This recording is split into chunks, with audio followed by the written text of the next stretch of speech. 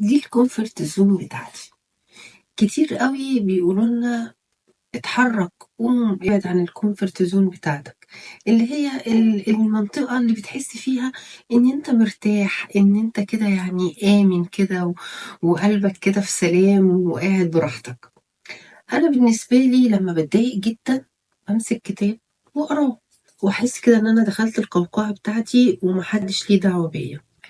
عشان كده جاي اقول لكم حاجة مهمة عكس اللي بيتقال: قربوا من الكومفورت زون وكبروا المساحة بتاعتها او الوقت اللي بتقضوه فيها.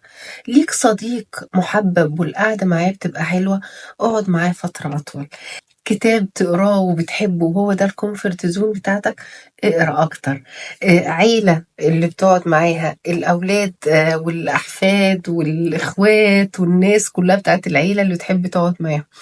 أي حاجة بتحس إن هي بتدّيك قدر من الطمأنينة والراحة، طوّل فيها شوية مش عيب، لإن هي دي اللي هتدّيك الطاقة على حاجات تانية ممكن تبقى بتتعبك، ممكن بتبقى بتسبب ضغط ليك.